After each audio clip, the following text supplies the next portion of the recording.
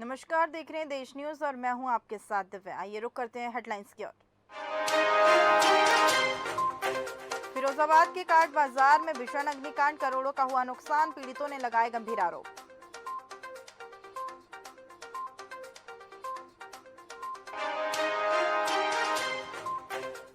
देवरिया में मूर्ति विसर्जन के दौरान बाल बालाओं का अश्लील डांस, ईओ नगर पंचायत सुमेरपुर हिमांशु प्रताप का डांस करते हुए दिखे।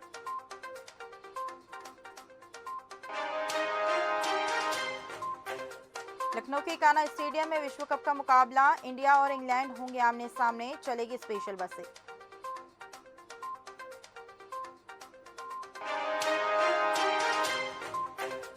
एक नवंबर को होगी सपा राष्ट्रीय राज्य कार्यकारिणी की बैठक। सपा की नवगठित कार्यकारिणी की होगी पहली बैठक, भाजपा की नीतियों को लेकर होगी चर्चा। हापुड़ जिले की सड़कों पर खुलेआम हुड़दंग का वीडियो वायरल, करीब आधा दर्जन गाड़ियों में सवार युवकों ने मचाया हुड़दंग, कार सवार हुड़दंगियों पर नहीं पड़ी पुलिस की नजर।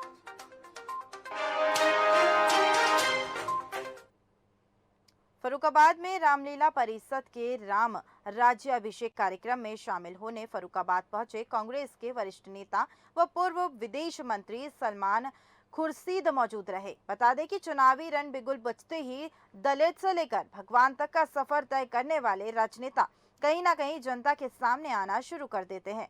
पहले जुबानी जंग और फिर धार्मिक और आर्थिक दोनों ही तरीके से व्यवस्थाएं लागू की जाती हैं।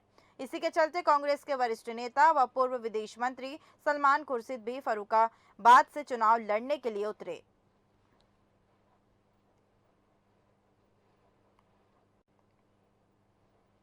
सोलन में राष्ट्रीय सेविका समिति ने विभाग स्तर पर पंथ संचलन किया है, जिसमें करीब 400 सेविकाओं ने भाग लिया। सोलन शहर के माल रोड होते हुए शहर के सभी बाजारों में यह पथ संचलन किया गया। इस दौरान राष्ट्रीय सेविका समिति की सेविका निधि ने बताया कि 1936 में वर्धा में लक्ष्मीबाई केलकर द्वारा राष्ट्रीय सेविका समिति की स्थापना की गई थी, जिसमें महिलाओं को साथ जोड़ते हुए शारीरिक, मानसिक और बौद्धिक रूप से उनका विकास भी किया जाता है। उन्होंने कहा है कि राष्ट्रीय सेविका समिति का उद्देश्य राष्ट्र को परम वैभव की ओर ले जाना है।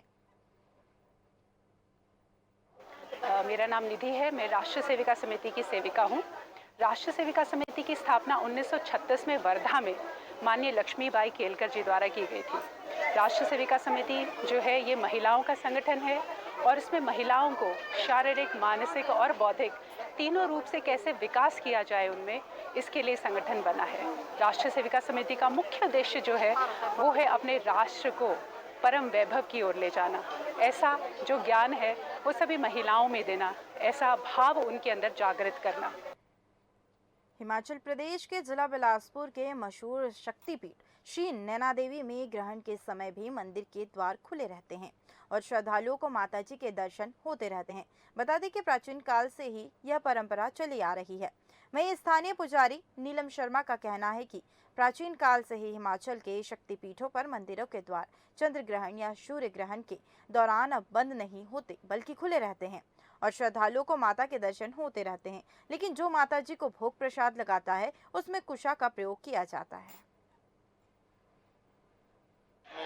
शक्तिपीठ जितने भी हैं इनमें ग्रहण के समय इनको बंद नहीं किया जाता है। हाँ, जो भोग की प्रक्रिया है उसमें थोड़ा कुशा का प्रयोग किया जाता है। बाकी ग्रहण के समय मंदिर हमारे नैना देवी जी में भी खुला रहता है। बुरहानपुर के धुलकोट में भाजपा प्रत्याशी मंजू दादू के समर्थन में जनसभा करने मुख्यमंत्री शिवराज पहुंचे। वहीं हेलीपैड से उतरते ही आदिवासी ने ढोल ताशा पर नृत्य करते हुए नजर आए। साथ ही जनता को कमल के फूल पर बटन दबाने के लिए भी संकल्प दिलाया गया। शिवराज सिंह चौहान ने कहा है कि जो तुम्हारे साथ रहा आप भी उसका साथ देना और आगे भी इसी प्रकार हम आपके साथ रहेंगे। शिवराज सिंह ने कहा है कि इस बार मंजू को आशीर्वाद दे, सुमित्रा का आशीर्वाद भी मंजू के साथ है।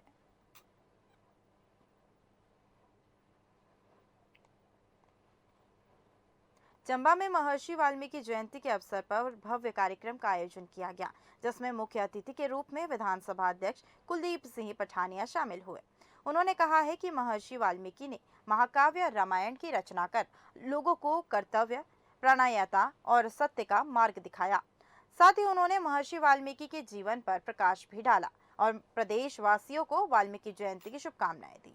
वहीं उन्होंने मुख्यमंत्री सुखविंदर सिंह सुक्खू के जल्द स्वस्थ होने की कामना की और समस्त प्रदेशवासियों की सुख समृद्धि के लिए पूजा अर्चना और हवन किया।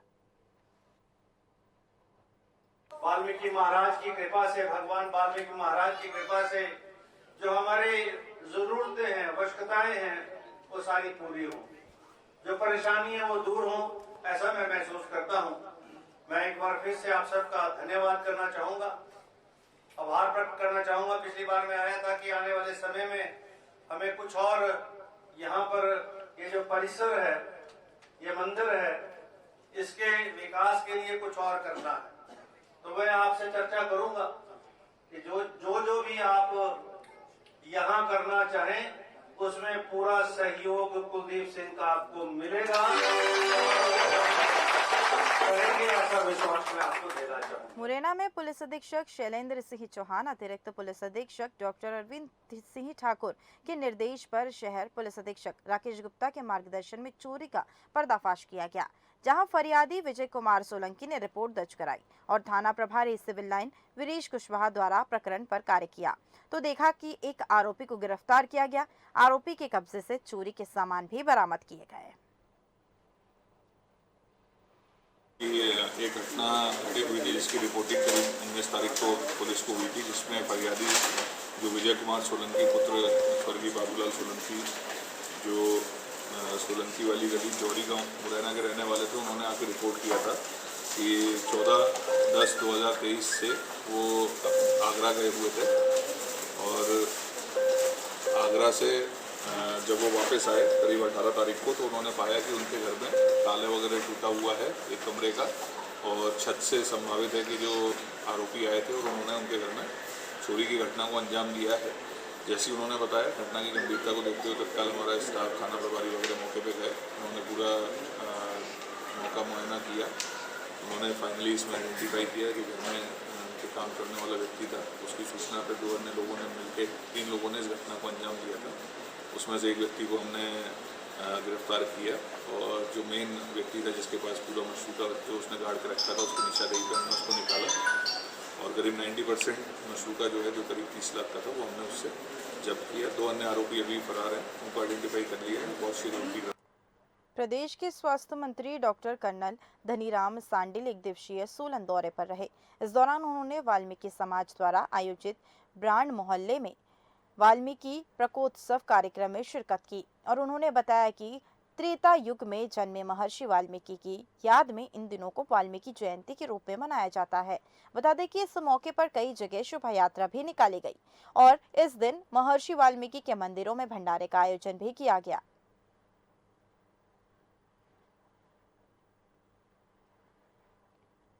आज एक बहुत पुण्य अवसर है, बहुत मंगलमय अवसर है सबके लिए, पूरे भारतवासियों के लिए और यहाँ के वासियों के लिए भी, कि हम प्रकाशोत्सव महर्षि वाल्मीकि का जन्मदिन मना रहे हैं। उन्होंने जो काम हमारे, मैं समझता हूँ, साहित्य और पूरे इतिहास के लिए किया है, वो भगवान राम और माँ सीता तो उन्हें याद करेंगे क्योंकि रामायण ही उन्होंने लिख दी, परंतु मानवता के लिए बहुत बड़ा संदेश दिया, जिन्होंने लव और कुश को अपने आश्रम में माँ सीता को पूरा संरक्षण देकर उन बच्चों को पाला। और मैं समझता हूँ कि ये अपने में एक पूरे परमात्मा का रूप था, उनका दिव्य स्वरूप था, जो इतनी अच्छी रामायण लिख के चले गए। आज भी मैं समझता हूँ हमें इस युग में भी महर्षि वाल्मीकि के बताए गए चिन्हों पर चलना चाहिए। उनसे बताया गया जो संदेश रामायण में उसका पालन करना चाहिए। मंदसौर जिले की मल्हारगढ़ विधानसभा, जो कि प्रदेश की प्रमुख विधानसभा सीटों में आती है, यहां कांग्रेस से पूर्व प्रत्याशी रहे श्यामलाल जोगचंद बागी हुए हैं, तो अब बीजेपी में भी जिला पंचायत सदस्य बागी हो गए और मल्हारगढ़ विधानसभा से बीजेपी से बागी होकर बसंतीलाल मालवीय ने शनिवार को अपना नामांकन पत्र दाखिल किया है।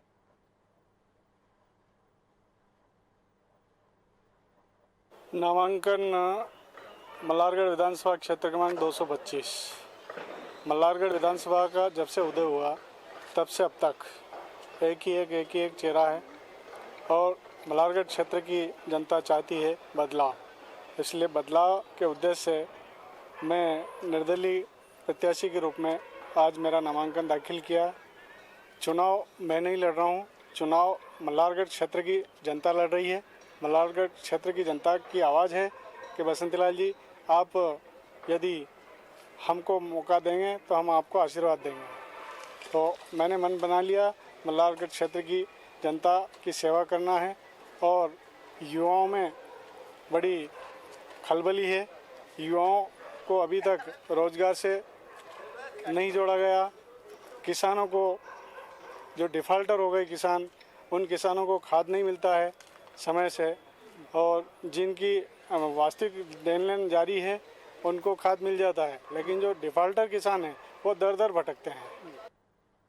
रायसेन जिले के बेगमगंज में शरद पूर्णिमा के दिन आचार्य विद्यासागर महाराज का अवतरण दिवस बड़े ही धूमधाम के साथ मनाया गया। सकल दिगंबर जैन समाज ने सिविल अस्पताल पहुंचकर मरीजों को फल वितरित किए और उनके शीघ्र स्वस्थ होने की भी कामना की। साथ ही नया बस स्टैंड पर कीर्ति स्तंभ पर विधि विधान से मंत्रोच्चारण के बाद दीप प्रज्वलित कर एक दूसरे को मिठाई खिलाकर मिष्ठान का वितरण किया। सर्वोत्कृष्ट हर्ष का विषय है कि हमारे परम पूज्य आराधक आचार्य भगवान 108 विद्यासागर जी महाराज, जो आज वर्तमान में डोंगरगढ़ में विराजमान हैं, उनके 78वें अवतरण दिवस को सारी दिगंबर जैन समाज भारतवर्ष और संपूर्ण विश्व में उनका अवतरण दिवस हर्षोल्लास पूर्वक मना रहे हैं। वो ही हमारे आराधक हैं और आज वर्तमान समय के हमारे वर्धमान हैं।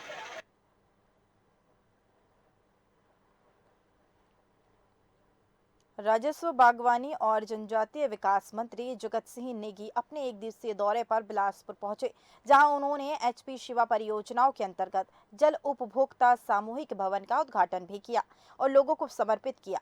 साथ ही उन्होंने पत्रकारों से बातचीत करते हुए कहा कि हिमाचल प्रदेश में जो भी बागबानों के किसान का आपदा के समय नुकसान हुआ है, उसकी भरपाई सरकार करेगी, जिसके लिए नियम तय कर दिए गए हैं। उन्होंने कहा है, हिमाचल प्रदेश में प्रदेश के मुख्यमंत्री सुखविंदर सिंह सुक्खू ने एक ऐतिहासिक फैसला लिया है, जो कि किसानों के लिए फायदेमंद होगा।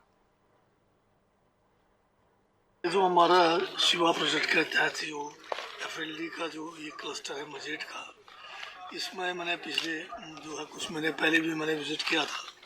तो ये हमारा जो एफएलडी का जो ये क्लस्टर है बहुत अच्छा, मतलब इसमें ग्रोथ जो है देख ही रहे हैं आप, प्लांट्स का आया है और अब फल देना भी शुरू हुआ है। अभी इसमें थोड़ी कुछ कमियां हैं पानी को लेकर, क्योंकि एरिया ज़्यादा हो गया और पानी की कैपेसिटी कम है। तो इसको हम जो है आने वाले समय में इधर जो है पानी पूरा मिले पूरे क्लस्टर में, उसका प्रावधान करेंगे। और ये एक शुरुआत है। अभी शिवा का जो है हमारे को जो मेन प्रोजेक्ट है वो 1300 करोड़ का आया है और वो जो है हिमाचल के 7 जिलों में जो है उसको हमने अब लागू करना है। फिलहाल की खबरों में बस इतना ही। देश दुनिया की तमाम खबरों के लिए बने रहिए देश न्यूज़ के साथ। नमस्कार।